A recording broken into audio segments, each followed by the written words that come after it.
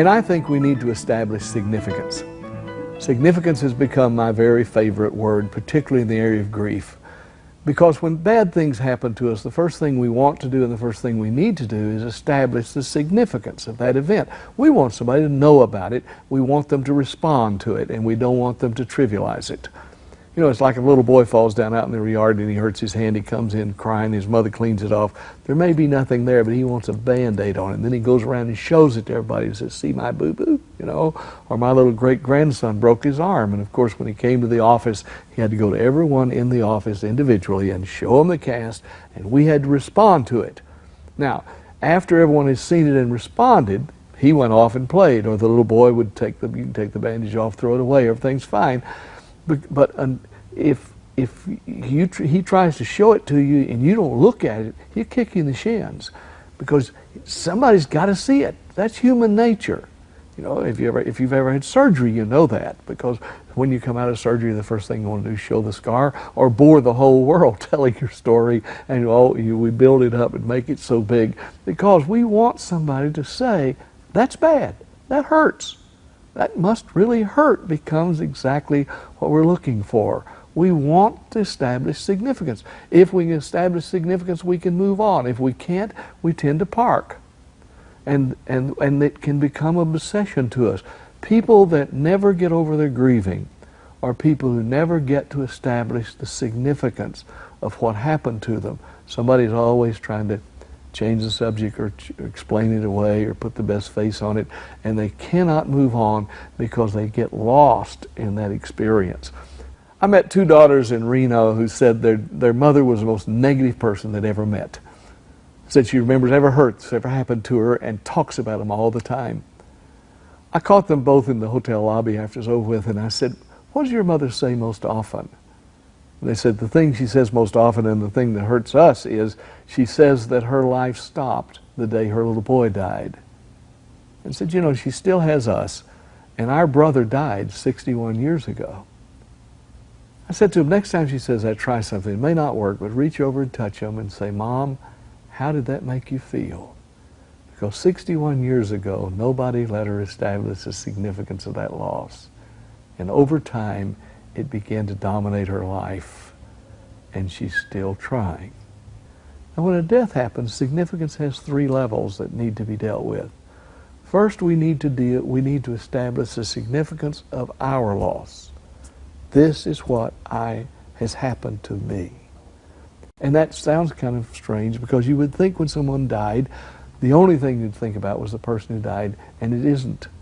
The first thing we think about is me. And that isn't selfish, that's survival. We basically, we're built to survive. And so the first thing we think about is, you know, where will I go? How will I live? What will happen? Who will take care of me? All of that stuff. I said this recently, and a lady came up and said, man, I'm glad to hear that. And I said, why? She said, when my grandmother died, the first thing my grandfather said was, who's going to cook for me now? And I thought, well, you selfish old bird. How could you talk about that now? But she said, he's establishing the significance of his loss. This is what I lost. This is what I'm going through. I want somebody to see it, to understand it, and to say those magic words. That must really hurt. That really is serious. And until somebody says that, we feel kind of selfish. I had a friend named Hank whose wife died quite unexpectedly. She had surgery. Surgery went well, and she died before they got her to the recovery room. I was out of town when it happened and was gone for 3 weeks, so I came back. I found out about it, and I called him, went to lunch that day, and he said, Doug, my mind is clicking on every cylinder it's got, and I don't understand. I'm waking up in the middle of the night thinking about who I'm going to marry. I'm not ready to marry, and I'm thinking about all this stuff, and I'm not really thinking about my wife, and it feels selfish. And I said, it isn't selfish at all. You're going to survive. You have to first establish the significance of your loss, what you lost. Somebody needs to hear that.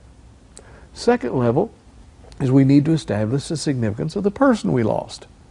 That's when we start wanting to tell everybody about the person. When I go to New York, people just kind of line up now. They show me pictures of the victims of 9/11 because there's too many stories up there and not enough ears. And It's like they're just running around saying, somebody, let me tell you, let me tell you, let me tell you about my love. That's that level, that need. I need to tell you who this person was and what they meant and how significant they were to me and to others.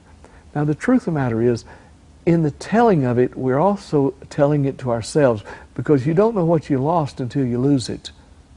It's almost like after they're gone, it's inventory. Every day you think of something else they meant to you. Every day you think of something else you wanted to say to them. Every day you think of something else you want to do with them. It's kind of inventory, and it helps in that inventory if you have somebody you can say, you know, today I thought of this, or today I thought of that. And that begins to establish the significance of that loss of that person. And then we need the social significance. That's why we have funerals, and that's why I think funerals are very important. Because, you know, if a family starts off being closed and out, and we're just not going to have anybody in, and we're just not going to have a funeral, it's very difficult for them to ever open again. And and they miss something. Because the funeral is a time for getting together and everybody telling the family how much this person meant to them also. That's why I want flowers at funerals. Because when my grandmother died, the only thing I remember about the funeral was all the flowers, and every flower she meant something to somebody else too. Somebody else misses her.